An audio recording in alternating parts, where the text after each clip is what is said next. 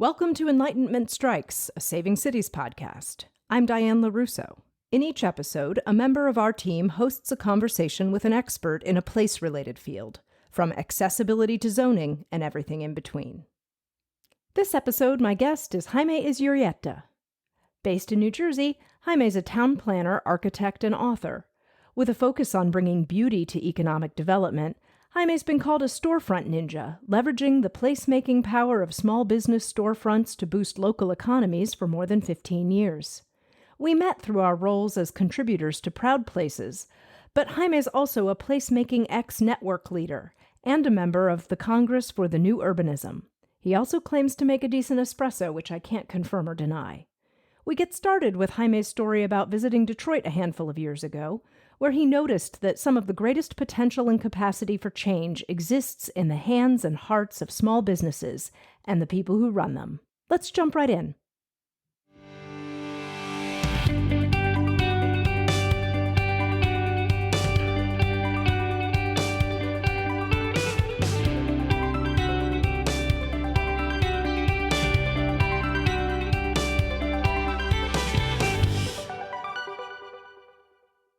I was telling first context. I was telling about how the reaction of the smallest units has always been something that we've looked up to from outside of this country. And now that I'm here, I see it, and this time I haven't seen much of. And so when I went to Detroit, this was 2016, I think, and I was walking on the streets. And when you walk on the big avenues, what you see is big money being poured into these fantastic Art Deco buildings that they have in downtown Detroit. And you really see the amount of money that's being put there. You know, they're changing everything and rehabilitating these awesome buildings. And they're mostly empty. They were, at least 4 years ago, mostly empty. And then when you turn the corner, and you get into the small streets, you see bustling streets with tattoo parlors and beauty parlors and sandwich shops. And I went into it's probably the tiniest, it's closed since, sadly, but it was like the tiniest restaurant in Detroit. It had one table. And the guy made fantastic pastrami sandwiches, or I think it was a Reuben, actually. So the line was, around the corner when I left. I went pretty early, so I got the first and only table. Then when I left, the line was going around the corner, people just purchasing to go. And this is what I saw in the small streets. So, and then there's community gardens, and then there's just these very tiny things that Detroit was doing from the bottom up to, get back up. And that right now, I think we're about to see, I'm still hopeful that we're about to see this revolution of people changing the restaurant model for good, for example. Mm-hmm. Because restaurants are struggling right now. They will be struggling more when the winter arrives. And I'm sure there's people who are thinking, how can I change this? Mm-hmm. And right before I got into this call, I was getting a sneak peek into an article of Chef Jennifer Hill Booker from Arkansas. And she's saying this. She's saying that COVID might be the thing that finally kills the old restaurant model and allows us to build something that really is working. And people like her, working very hard to rethink the environment that she's working in. I think we'll see some very good surprises, hopefully soon. I think that it's a thoughtful comment to acknowledge the need to destroy something or break something down that's an old system that wasn't working, to reinvent something that's new. And you're absolutely right. I have a lot of connections to the industry locally, a lot of friends who are being impacted by what's going on. And you are seeing a lot of people doing creative stuff from the ground up. And it speaks to the point of like grassroots change, stuff that is, forced by circumstances that nobody wanted or anticipated quite the way that it happened. And the need then to reinvent something and doing it new for the future in a totally new and different way that doesn't necessarily look the same as it did before. Exactly. And then you see when things are not happening on top and you see these grassroots things that are appearing and growing, then the adding up of, they don't add up, they multiply. Change is going to be fantastic, and the growth of the society as a whole is going to be fantastic, because these new models and these new ideas are going to be, present everywhere when they grow. So it'll be fantastic. I'm super hopeful. I'm very hopeful, and I think that the people that are on the ground doing the work at that level are the ones who change the world, right? Because it's not political anymore. At the end of the day, the people who are running small businesses don't have time for that garbage. Exactly, which is fantastic. They have to figure it out and move it forward, or else their business dies. Yeah, and then there's the things that unite everybody. So trees. Who doesn't love a tree? Everyone loves a tree, and people getting together to plant many, many trees doesn't require those people agreeing on politics with each other. It requires them loving trees and getting together to plant trees. And if you look at cities, they're kind of like that, right? They're built by people who, everybody needs streets, everybody needs trees, everybody needs hot water and drinking water and electricity. And these things are built because this is how we live. And in the end, if you're a business owner, what you need is, when you flick the switch, lights come on. Mm-hmm. Politics, you don't need politics, you need light. And this is what makes cities fantastic. I would like to hear a little bit about your personal story, just for context. Are you willing to talk about where you were born and how you grew up and how you got to where you are now? And is that okay? Can we talk about that? Of course, there's no problem. I come from Quito, Ecuador, and this is a tiny country down south, which has done some pretty amazing things and then has done some pretty not so amazing things. Mm-hmm. The most non-amazing thing that we have done is politicize everything. So, yeah. So people who do the work that I do, which is, I apologize for the illegal leaf blower my neighbor is turning on, because they're illegal in Montclair, but it's on anyway. Anyway, so the worst thing that we have done is to politicize everything. So the kind of work that we do with cities and with ideas for implementation of wonderful things in public spaces, they require good relationship with local government. And so you can imagine that whenever somebody is in power and you say something that they don't appreciate, you get blacklisted. And okay. So my story as an urban professional has been different people being on top and those people shunning or welcoming different people. Mm-hmm. And it's just not a nice way to implement what you know. Of course. So yeah, of course. So did you leave Ecuador as an adult then, after you had received your education and were working? Yes, but I made a decision here. When I was 23, I think I came to the U.S. I lived here for 5 years in Georgia, mm-hmm. and I got a architecture degree and historic preservation degree. And then I went back home. I worked by myself, private sector, for a few years. And then 4 years ago, we decided to come. My wife found a way to get her dentist license approved. And so she's been studying and in school all these years since we came. And she'll graduate next year. So she'll be a dentist? She'll be a dentist next year, yes. Whoa, wow, that's great. Yes, fantastic. It's been very tough, but she's very tough. So mm-hmm. She'll be a fantastic dentist next year. And so we came, and I've been working with a company that does 3D visualizations of zoning codes, which for me has been fantastic because I've been able to learn about how zoning works in the US, which is slightly different, not too much, but slightly different than how it works back home. So reading codes and getting to know the cities, because I do this. It's probably not part of the job description, but what I do is I read the code and then I go to downtown streets of these cities to look what the code has produced. Mm-hmm. Google Maps.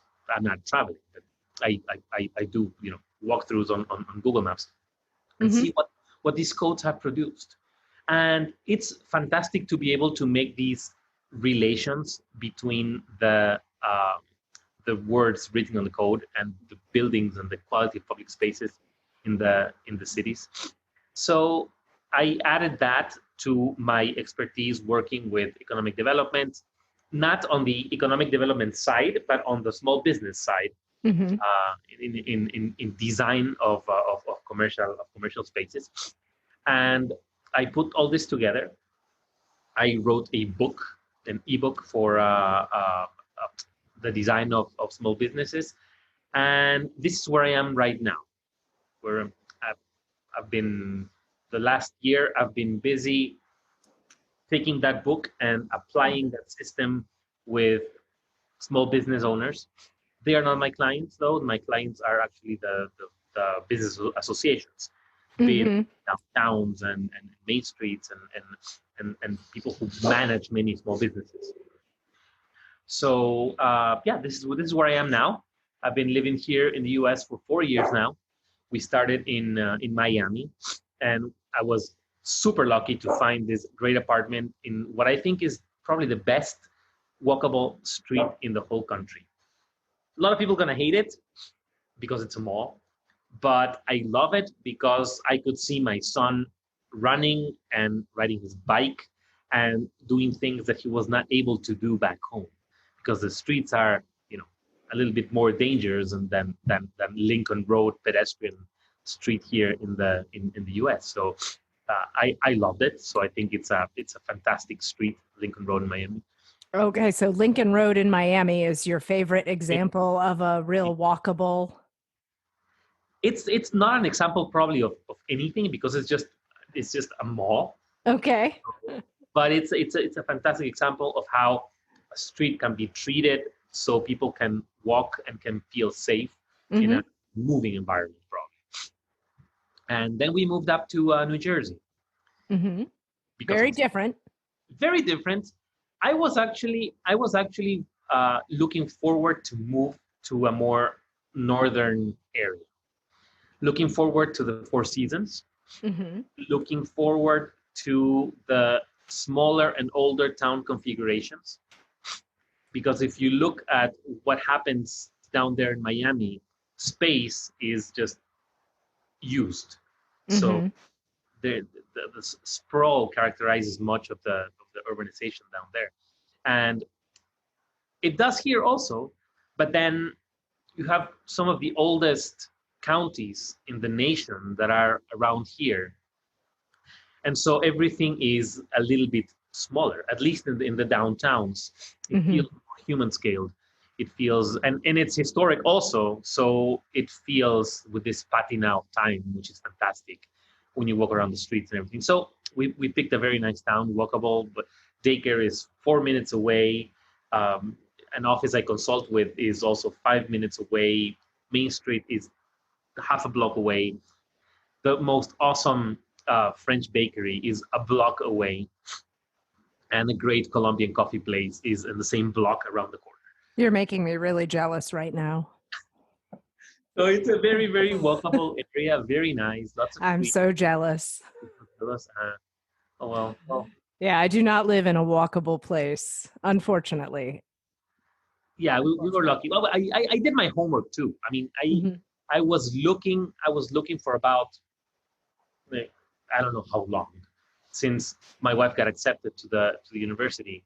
I was looking for, I don't know how long, to find the perfect walkable town with the perfect walkable buildings and the shops and the coffee and the restaurants and everything. I had this huge Excel table with all the different key performance indicators, and I came up with this, which it just came up repeatedly in all the. I love that you had a spreadsheet on this. This is wonderful. No, I mean, you had a great experience, and what a neat opportunity to be able to kind of have purpose that allowed you to pick up and move to a place that you got to pick that way. So many people are, left in places for one reason or another, especially those of us who, were born and grew up here, and the way you would have had you stayed in Ecuador, in a place that, for whatever reason, people feel tied to sometimes because of family or because of economic situations or because they've never known anything else and don't have that opportunity to sort of look at the landscape of what they could have if they stepped back and looked at living in a different place. And that's neat and fun. So what were the key performance indicators that you had on your spreadsheet? I want to know. Like, you talk about walkability. That's clearly one thing that's really important to a lot of us that is hard to get in the United States the further you get out from central town areas. The rural areas, even outside of Columbus, Ohio, are very, very spread out, and it's not easy to go on foot or safe to go on bike, even to the grocery store, which, is an essential, right, for everybody. So I'm curious, what were the key performance indicators you had on your spreadsheet? Well, like I said before, we were living in this fantastic area in Miami Beach. So I had grocery store, 10 minutes walking. Church was 10 minutes walking. Preschool was less than 10 minutes walking. Great French bakery and cafe. We had everything. The farthest away that we had was probably 45 minutes for an amazing park. Did you have a car? No, we didn't own a car. Or in Miami. Yeah. And what we did is, when we needed to go somewhere, we rented a car. And this was cheaper than actually owning a car, because we didn't rent a car every weekend or didn't rent a car for long. We just got it for one day. So yeah, it was, we were covered. Thing is, my wife has lots of family there in Miami. So she's Cuban. So there's lots of family living there. And so it was easy in some ways, but the uprooting is never easy. It's you mentioned people being tied because of economics and family and these things, and yeah, making the decision of standing before your family and saying, okay, I'm leaving, especially when for some reason 3 of my 5 closest family members, because we were brought up, my cousins and I were almost like brothers and sisters, and there's 5 of us, and 3 of us left at the same time. One went to Chicago, I came here, and my other cousin went to Argentina. Wow. So yeah, the family was like very short time. Yeah. So the uprooting is never easy. I say that I was fortunate to live in a fantastic place. I was fortunate to have a great family to come to in our Cuban side of the family in Miami. But it was never easy, and it was many years of building connections and building networks and friends, and coming to a place where none of that was there, and where even for us who go to Miami, where the culture is kind of the same, it's really not the same. So having to learn all these cultural codes and all these things that to help us fit in, it's been hard. It's been very, very hard, and so, but we've been happy. So it's always a balancing act of whatever moves you and whatever makes you stay or whatever. Anyway. Yeah. So talk about your. It's Well, no, I find it fascinating. I love to hear people's stories and how they got from where they were to where they are and what they're doing. And I think about it in the context of my own story and how boring it seems to me.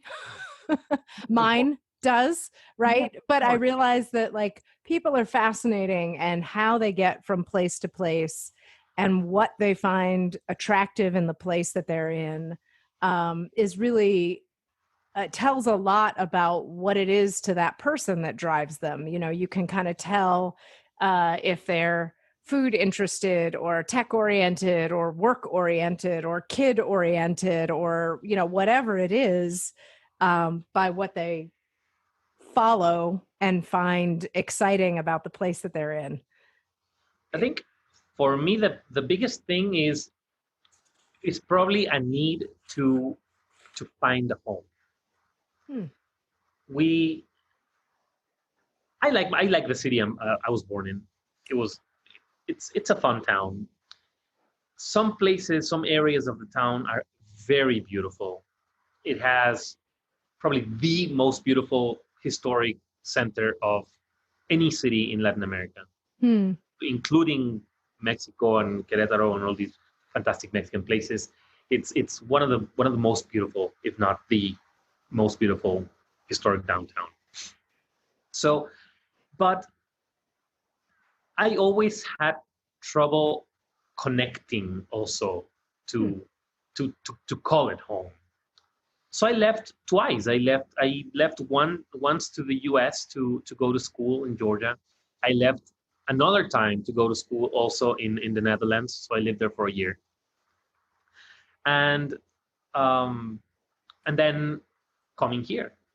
So I think I asked in the Proud Places chat.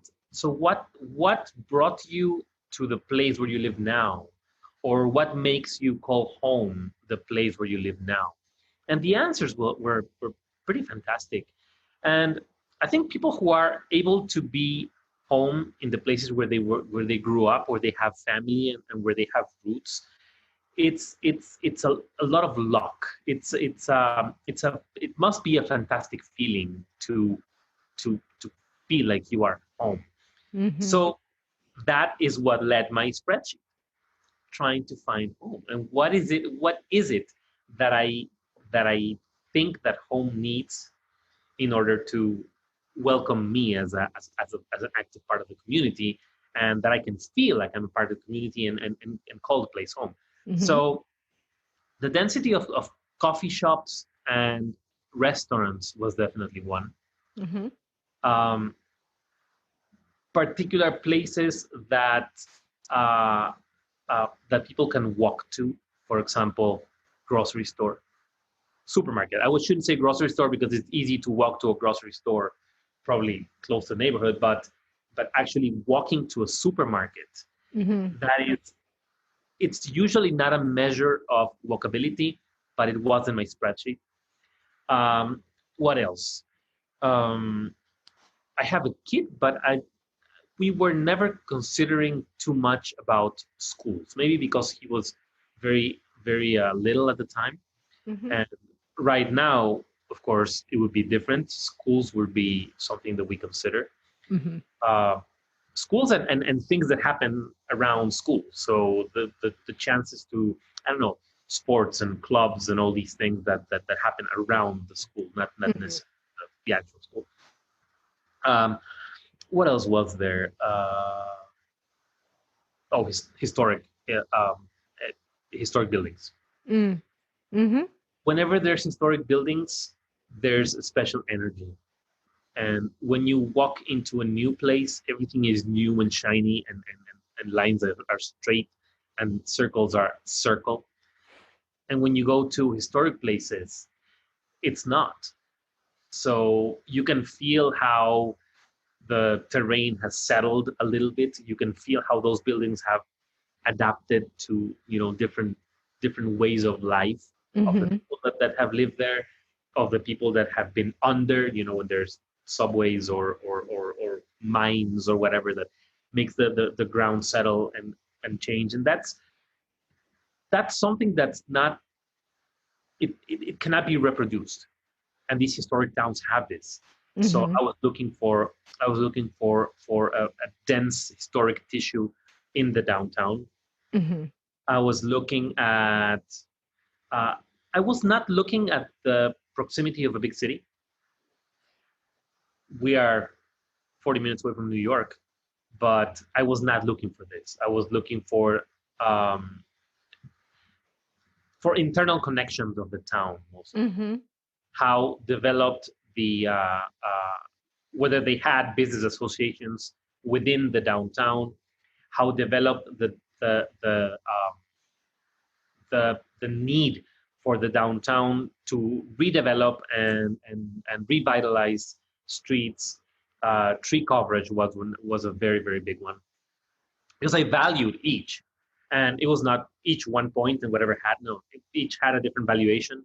So trees were up there, the coffee shops were up there, the historic buildings were up there, and I forget. I would have to go back to the spreadsheet to look. Oh, but that's okay. I'm thinking that these are probably the most important ones.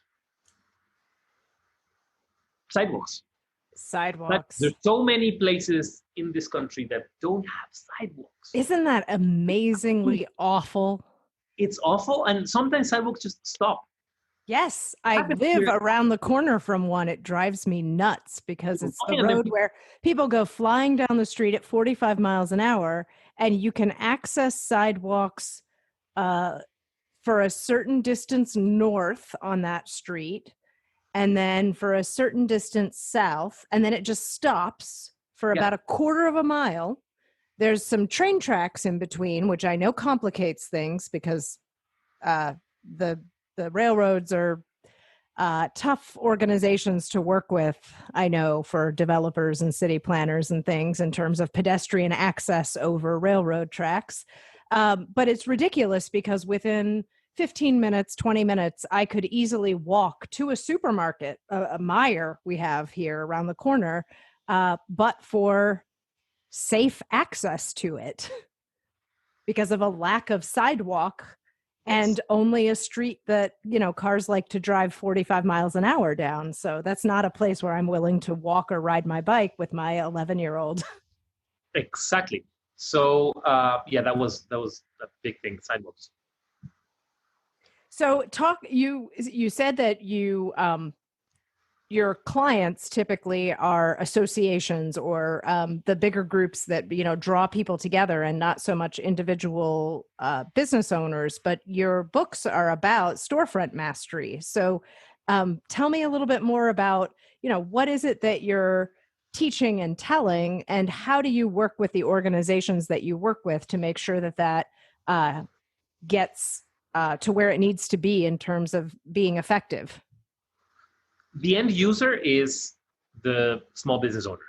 Okay. Because these are the one is the design book, and the other one is a concept development book. So the ones that benefit in the end are going to be the small businesses. But then, since I'm in planning and I'm trying to look at the bigger picture, what I see is when a business starts to treat their street and their community with the same love that they treat their business, the street and the community start to give back. The whole block becomes beautiful when a small business has a beautiful storefront. And when you add those and more blocks and more businesses and you add the happiness and the good feeling of the fronts of many small businesses, you can come up with a very, very powerful and successful way of boosting the economic development strategies. Because economic development strategies, they follow a basic script, and from there it gets adapted to whatever needs that the specific projects have. But having these small units be I would say, the sprouts that start to make anything and everything nice, I think it's super valuable for the districts. So the end users are, of course, the small businesses, but then my clients are the people who are managing the public spaces where these small businesses are operating. And my service to them is to help them craft a way of adding and multiplying the effect of the small businesses in their streets. So you had Storefront Mastery is the first book, right? That's the small business model playbook is the first one that came out. And then your second book is the Storefront Design Guidebook. Is that right? Do I have those in? The first one that came out is called the 10 No BS Rules for Successful Storefront Design. Okay. The second one is the Storefront Mastery. Storefront Mastery. Which is that one's the conceptual one. That one came up when COVID started. I saw so many small businesses closed, not because they were yet facing specific economic trouble, but because of the pandemic. Mm-hmm. And the anxiety of not knowing what was next, and the anxiety of not knowing how they were going to face the times when they were closed without much cash reserves, because that's a reality. Not many small businesses had cash reserves. So there was some sort of anxiety among the small businesses that I was small business owners that I was talking to. So I thought, maybe what if we come up with something that can help relieve that anxiety and get like a rock so they can stand and look forward past whatever is happening during the lockdowns. So it started as a relieve your lockdown anxiety playbook. And then we're open. Things are slowly picking up now.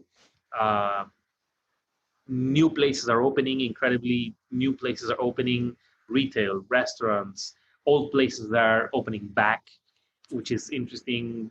They are allowing, slowly they are allowing indoor dining.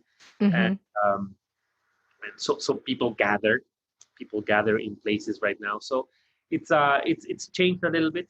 So I said, this is not something that applies only to a lockdown or a pandemic. Being able to figure out the concept of what you do and being able to tell your story and create an experience for your customers is not something that applies only during these times. It applies right. So I basically gathered both books and made this conceptual aid, we can say, for the small business owners. It's questions where they take the answers and with those answers craft a story. And then it's a guide for creating the mood of the business, of the storefront. And then with that mood, it's a checklist that they can, literally check if they are getting all the elements that they need and getting everything that they need for the design to be successful. So it sounds very similar to the strategies, and you and I have talked a little bit about some similarities in the retail storefront space experience and live event production experience.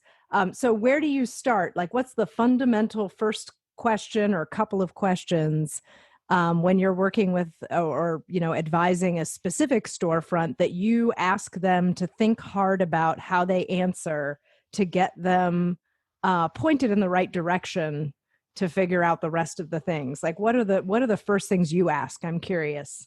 What's the big problem that they would solve with anything that they are selling? So if they are selling chocolates or they are selling a financial service or they are selling bicycles, what is the main problem that every little thing or big thing that they sell in their store solves? So when they know this, they start to know many things. They start to know, for example, who they are solving the problem for. And when they know, I ask them to give these characters a face, a name, a personality, and a history. When they know this, I ask about what are you going to teach them? Because you're not just selling a bike. Mm-hmm. What from your story, from your other skills, from your history, what can you package as a teachable thing and add value to whatever you're selling by teaching that? So I urge them to become teachers. I urge them to become storytellers, because when they have all these things, it's just a matter of writing it down, and that there's your story. So the questions are aimed at thought processes. The actual answers to the questions will give them guidelines for writing the story. Mm-hmm. But the thought process that these questions are triggering in the business owners, it's fantastic, because they start to see their business, and they start to see their storefront as an asset. They start to see the storefront as a place where they can really add value to their communities, where they can really create a tribe. They're not having customers, they're creating a tribe. Mm-hmm. And the relationship with a customer is they step in, they grab something, they pay you, and they leave. And the tribe are your people, the ones that are going to be advocating for what you do and what you sell, the ones that are going to be amplifying your personal brand. Because mm-hmm. I also encourage the business owners to create a personal brand aside from the business's brand, the personal brand of the owner as an expert in the field. Mm-hmm. Because the time that small business owners take to learn everything from the trade and from the industry and from their business is a time that, when they are sitting behind the counter and just making sales, is probably not efficiently spent. Mm-hmm. But when they turn all that time and all that knowledge that they actually acquired into a teachable thing, mm-hmm. then it becomes a huge thing, because it's a lot of knowledge. It's a lot of hours that they put. It's a lot of passion that they put into it. So what if they can teach? What if they can actually spread the word on what they're doing? So they become experts in their fields. And when they become experts in their fields, they start building their personal brands. And personal brands, when they are trusted, they're going to be trusted also as merchants or as business owners. So it comes a full circle. Mm-hmm. And yeah, so those are the types of questions that I tend to ask. And then later, I ask about the channels, so where they are selling. Mm-hmm. Are they selling online? It's also trying to encourage a more intricate relation between the bricks and mortar store and the online store, because when you have to close your bricks and mortar store and you don't have extra channels where you can sell, you have to spend time trying to figure that out. Yes. As opposed to having everything at the same time. And whenever one of those channels is compromised, the others can keep, your relationship with your tribe alive. And that's very, very important. We saw how important that could be. And that's something additional, the channels. Mm-hmm. And then fun part is the delivery. What I call the delivery is, so what do you sell? You sell a product. Okay. So what if you come up with a service that you can attach to that product to add value to everything from the point of people purchasing it from you until they're using it? So what kind of value, what kind of service can you add so that they feel that they are getting much more than just purchasing a product? And the other way around too. If you are selling a service, what kind of product can you come up with that will allow you to not sell a service for 1 hour, eight times 1 hour, 1 hour service each day, but being able to just sell by the thousands and help thousands of people with whatever teachable knowledge you have. So build a product.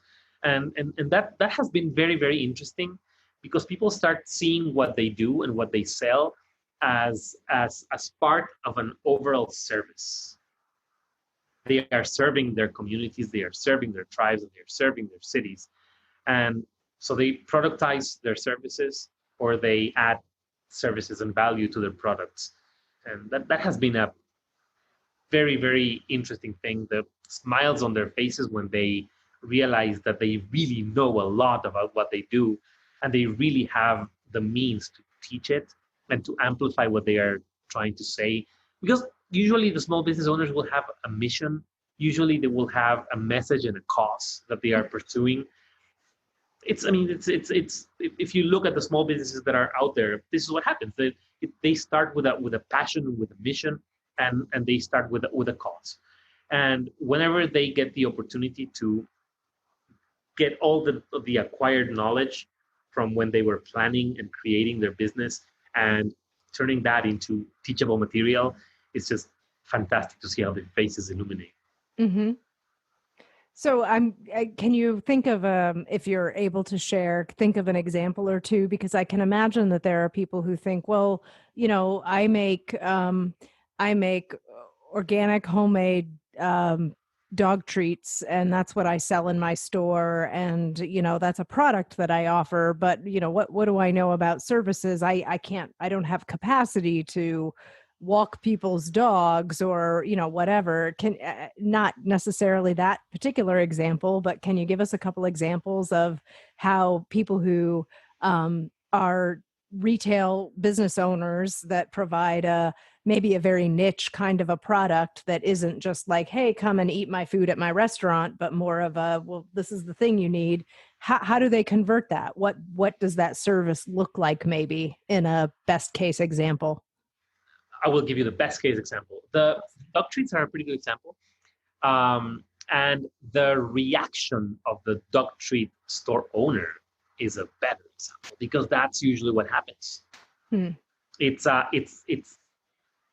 the first thing that you will think is, I don't have the bandwidth, because this is what happens. You are occupied with taxes and payroll and accounting and all these things that you have to tackle, and you don't have time to walk people's dogs. But what if there are alliances that you can make with the neighborhood dog walker, and you can create events for dog owners, and you can make I don't know, what if you invite someone who teaches people how to knit, and this person teaches dog owners how to knit the beds for their dogs. And you start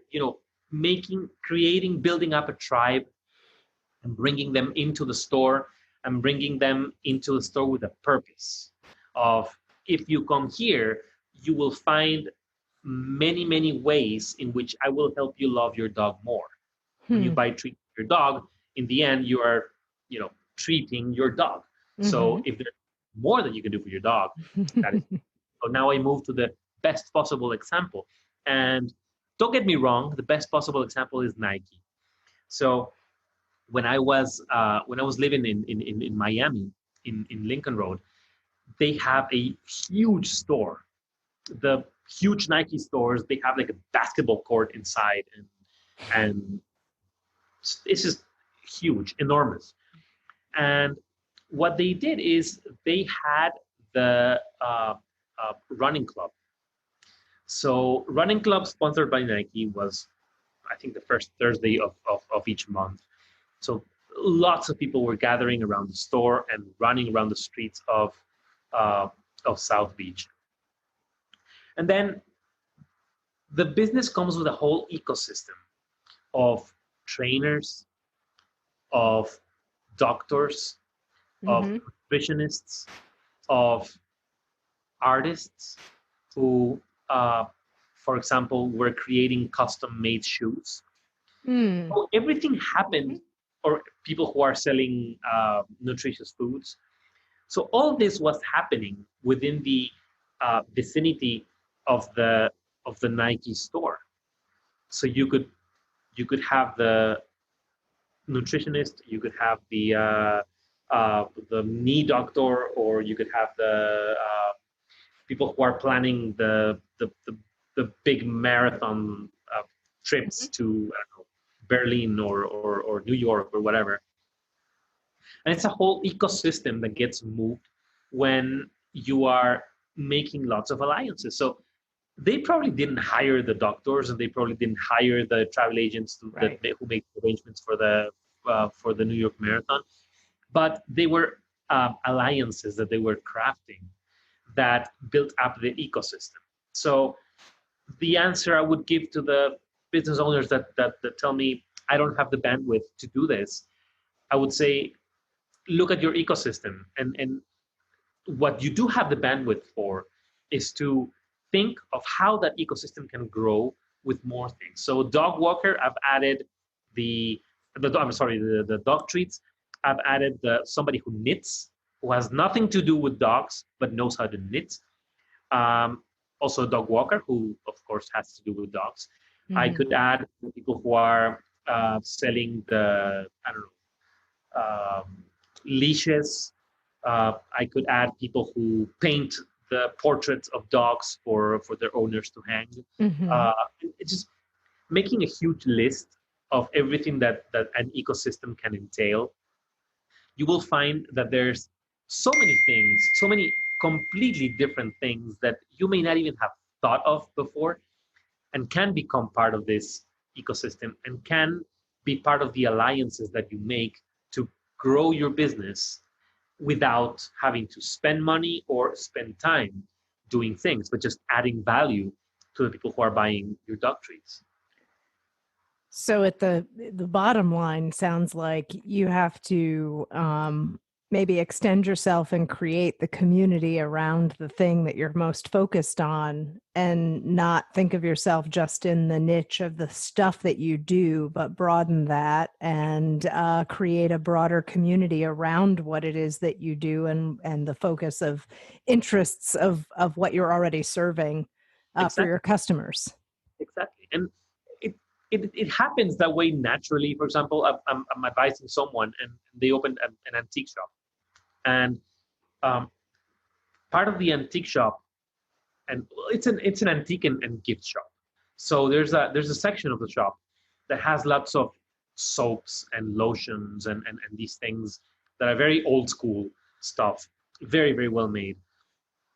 So I said, what if we go to the wine store of the town and we talk to the owner of the wine store and have them make recommendations for pairings for these things. So if you are purchasing this, I don't know, bath salts, they would pair fantastic with this wine. And little cards that are just there recommending the wine.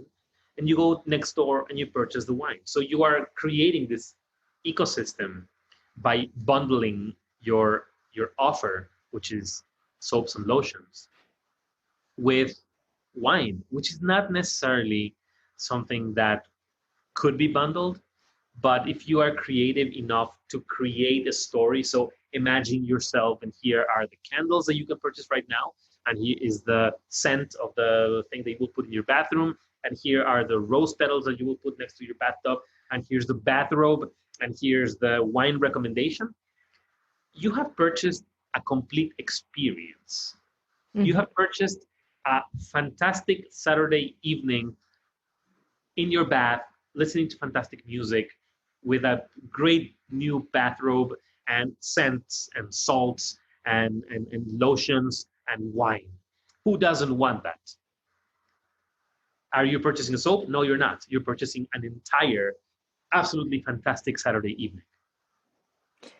So you and I have had a few conversations now about the similarities between some of the small business experiences and what you're talking about now, and the opportunity to create event experiences that go well beyond having to be in a room with 500 other people in a time where that either isn't feasible or safe, or maybe just isn't the right venue for you personally, that you can somehow put together a themed experience that someone can kind of take out of a box and then have in their own space, instead of maybe in a shared space.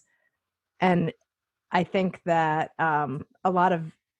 there's a lot of connections between those businesses and that idea of relationship and experience, around what it is that people are looking for right now from their communities. Do you think that, um, how do you think that the current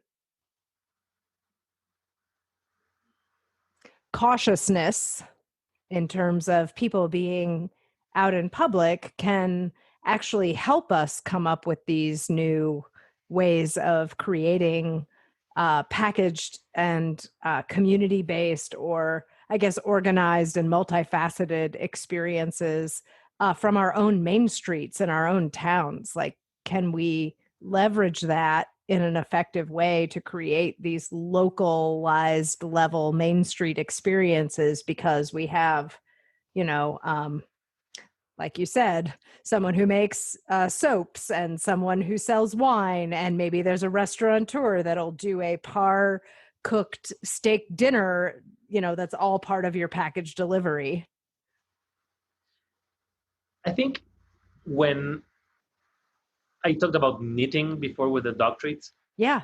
I think that image is something that we can work from. What does one do when they knit? They get a thread, Mhm. a yarn or something. I think it's called yarn. It's yarn. I don't knit. I watch my grandmother knit, but I don't knit. But I know how it works. You get a yarn, and you are moving these things very Needles. needles very delicately. Mm-hmm. You are creating a tissue. You are creating a fabric. You are creating a textile, and it works the same way when you look at things from the main street or downtown administrator or manager. They know, if you ask them, it's fantastic. So how many businesses do you have? Yeah, 350. And they can probably name each one of them because they know. Of course. They know, and they go into each one of them, and they know exactly what they sell. And it's just the sheer capacity that they have of thinking of all the businesses that they have in their association, and naming them and feeling for them. So basically they have the yarn and they have to knit. When they are knitting, they can craft these things. So you are talking about dinners on top of the wine, on top of the soap, on top of the bathrobe, on top of the flowers. And I forgot to mention book. Because of course. Also book recommendation that you are reading because you're not just sitting there, you're reading a book while you are drinking while the you wine. take your bath. Yes. Yeah. And the artisan candle maker. Who else? I'm forgetting. The list goes on. I'm sure we could come up with creative ways to include everyone. So our friend Ryan was writing about the Maiden Brands before. Yes. If you got to read that article, that was a fantastic article. It was. It's just a way of building pride in places with a Maiden brand. It's just fantastic how it works. Now, think of that if you sold a Columbus box. So what is in the Columbus box? You go into the manufacturers and the people who make things very distinctively Columbus, and you put them all in a box and you sell them to Columbus expats all over the country. I'm sure there's tons. It's a small market, maybe, but when they receive this box, the connection, the memories, the stories, the feelings that opening this box and finding the particular sausage that was being sold in the neighborhood in the butcher shop in 1975, whatever. It just builds such a huge connection between the person who opens the box and everything that happened all the steps that were necessary to make the box and send them to him. That connection is what we need to build. That feeling of people being absolutely connected to Main Street, to downtown, to whatever entity. It needs many steps. It needs many components. It needs, list could go on and on, book, candles, wine, food, etc. But I think it's a fantastic way of extending the experience. Local musician. So what if the experience includes the concert of a local musician that is being streamed, and you are receiving the package with all the merchandise, hot dog, beer, shirt, and everything, and you open and you even get a toy flare, and you're listening Flutter to Fetty. yeah, and I mean, it's just a way of extending the experience and crafting a connection, physical connection, or I guess a physical connection of the person using the things, props that you are sending them in a box. So this box example, I think it could go a long way. It could even be the actual thing that we do. I think it's just a matter of finding ways of building stronger bridges and building stronger connections, because this is what we're losing right now when we're doing everything online. It is all about community and connection. So, Jaime, who should read your book? Are your books, both of them, are they geared toward the storefront owner audience? Who's going to get the best value out of reading your books? The best value out of reading my books will go to the business owner. The business owner is your audience for for the books, yes. For the books.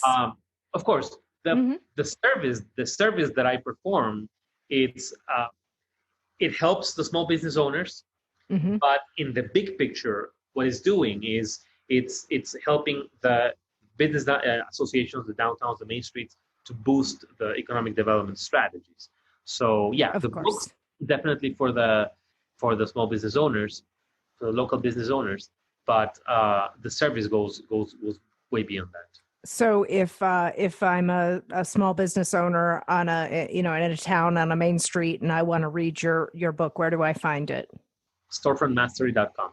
All right. And then as far as clients that you might be looking, that might be interested in working with you or talking to you more about the services that you provide for them, should they also visit that same website? Visit the same website, and when they open that, they will see all the means that they have of communicating, subscribing to the email list or Twitter. I do Twitter a lot. Twitter, email, everything is there. And it looks like you have a consultation that you offer also for a very reasonable fee for business owners who might want to just chat with you for a little bit. It's a short chat that they can just purchase right there, and then that'll so they can just purchase right there, and we can talk. And they can tell me whatever issues they're having, and I can show them a light in the end of the tunnel. So what one thing that I've been thinking lately is winter's coming. It's true. And winter is coming.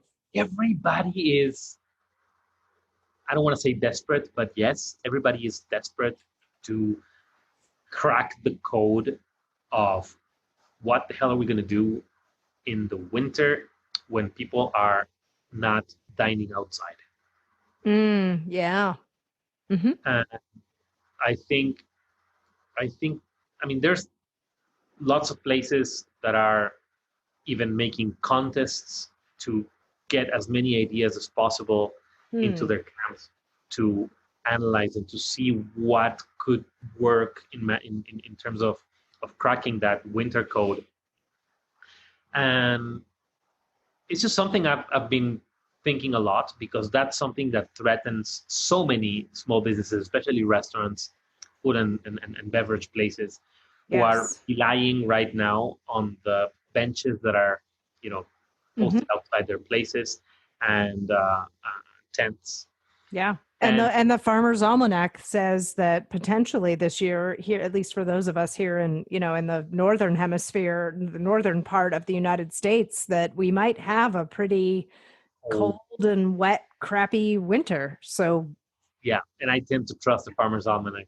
I do too. Yeah, I think it's because we are looking at the beautiful winter days. It's probably 32, 35, but it's bright and shiny and sunny and blue sky, and it you want to be outside at least for a little bit, and it would be great to be outside and have a hot cider or a coffee or something. But the truth is that many people are going to be struggling with that, and we need to start looking at not only how to warm it up, because that will bring all sorts of troubles. I'm talking to a city right now, and they are in conversations with the fire marshal, because the fire marshal is worried that if they don't get listed tents that are fireproof, and they don't Yes. the heaters that are actually built to be under tents that don't get, Correct. yeah. So the fire marshals are going to be weary of letting things happen in outside places in the winter, and many people are relying on these heaters, and the prices of the heaters are going up. So the easy solutions are not Demand. there. The easy solutions are not there anymore. We That's true. probably need to think, and we probably need to think at, because we're looking at I don't know, Edmonton, Alberta. These guys, horrible winters. So let's look at cities in Canada and Sweden and Norway, and see what they do during the winters that we can reproduce in places that are cold and wet, but not completely dark and like, right. So like our places. I'm guessing that Ohio and New Jersey have kind of similar. We're we're at about the same latitude. I always have to think about, So right? Latitude, yes. Longitude, no, latitude. Yeah, so it's, I mean, the winters are milder than what could be in Maine or Canada. Sure. Sometimes. I mean, we did have some cold polar vortex winds here about 5 or 6 years ago, where it was impossible to walk outside without a full parka and a lot of skin covering. But you're right. Hopefully we don't. I was just talking with some restaurateurs lately, and that was the chefs basically were saying, is it, the big question is, will people be okay sitting outside with the outdoor patio heaters? And not will they be okay? Of course they'll be okay. They have the heaters, they exist, they work. There are plenty of different types of equipment that will operate in different specs, whether you have a tent or an awning or, whatever your covering is. But will people accept that? Will the customers make a shift when it's not something they're accustomed to? Because certainly in the winter in central Ohio, for sure, it's not common to see people willing to sit outside. Usually our patio's closed by November and the chairs are chained up in a corner, and and that's that. And Ohioans aren't particularly, I mean, I'm sure there are some who are incredibly rugged and going outside all the time, no matter what the weather is. But certainly you don't usually drive down High Street in downtown Columbus in February when it's cold and there's snow on the ground and see people outdoors.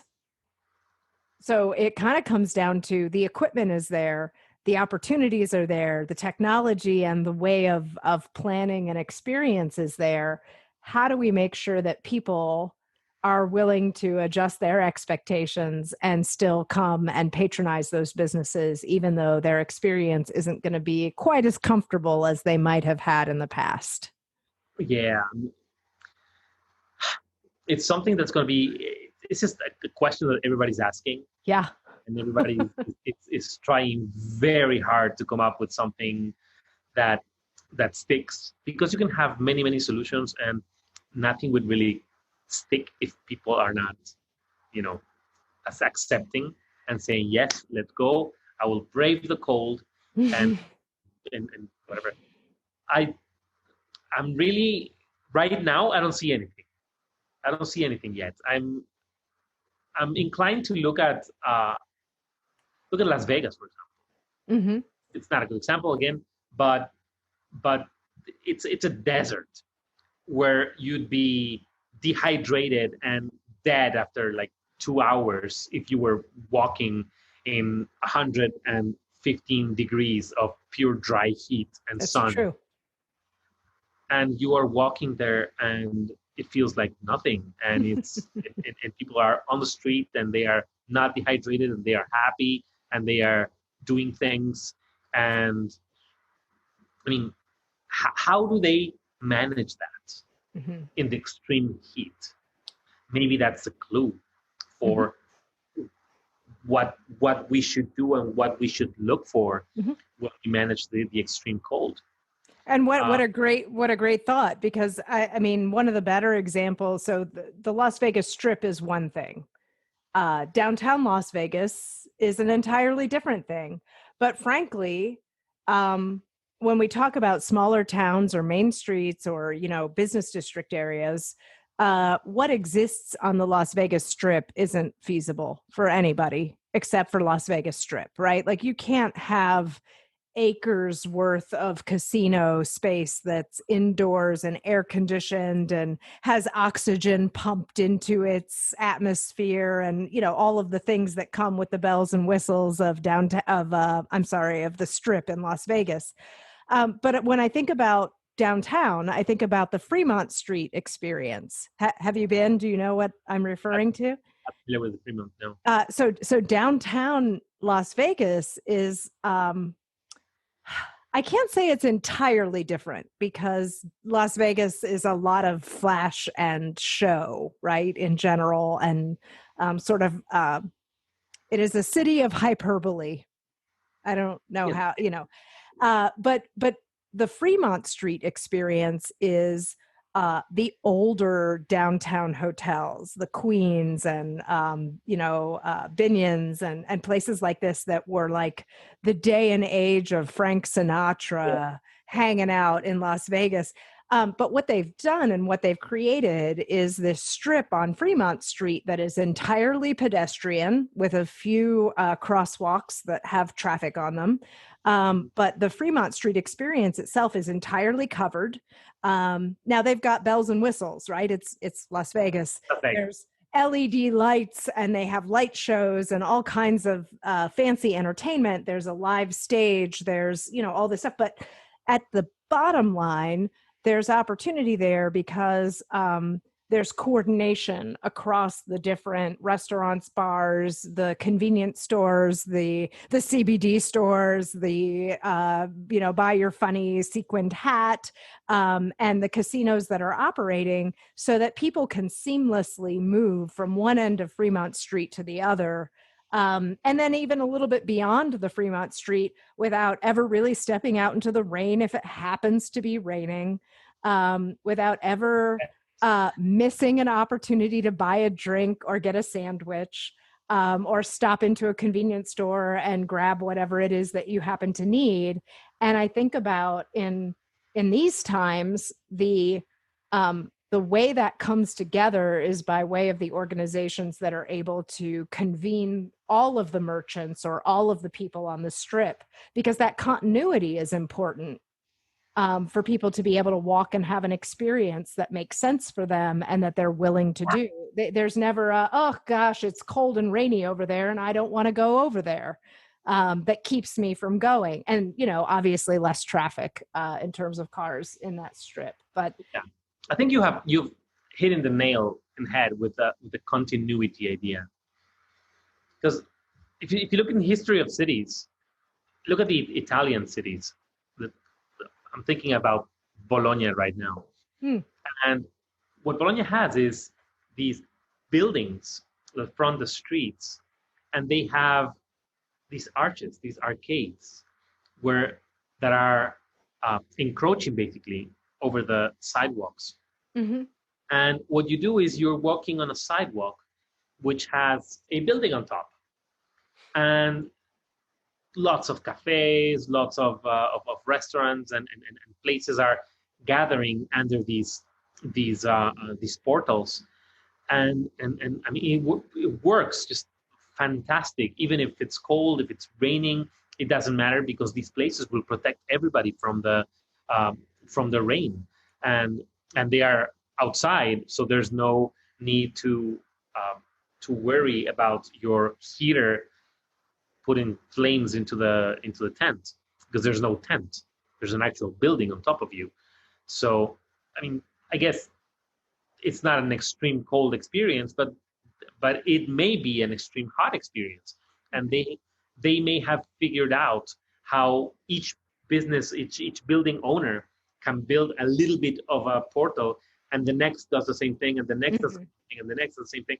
And you have entire streets made of buildings encroaching the sidewalk that are good for the sidewalk.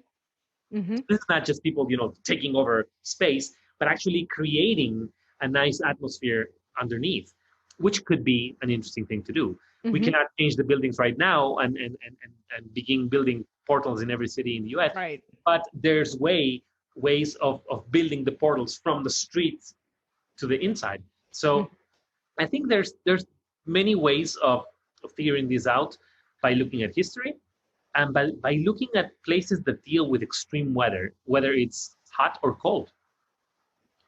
Because there are right now places dealing with extreme heat. And they may have lessons also, like Vegas.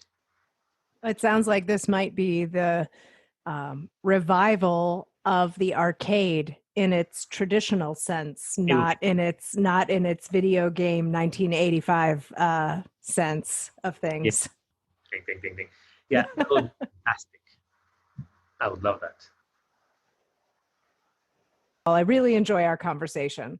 Yes. I think it's fascinating to talk about how all these pieces and parts work together.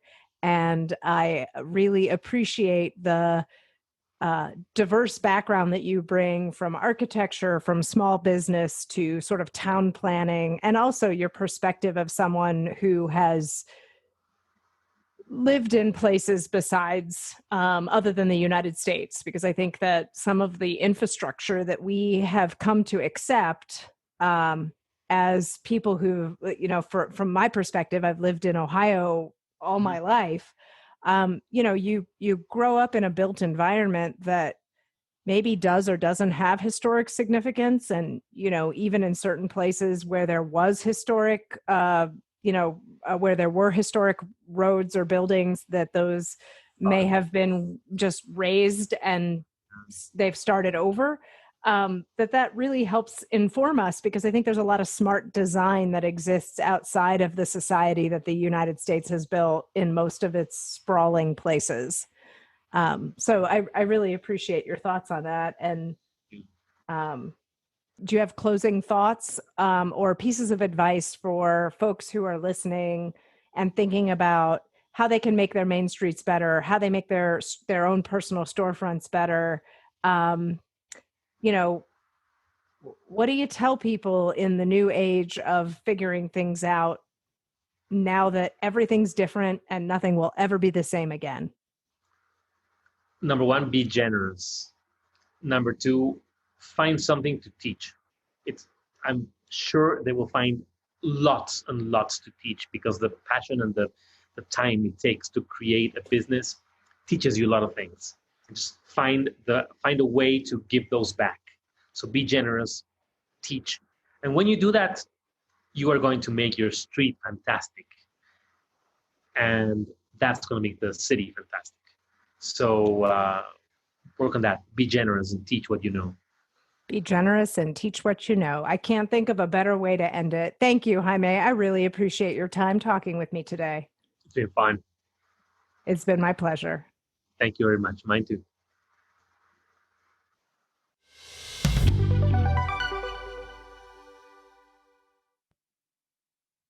Thanks to Jaime for his time and engaging conversation.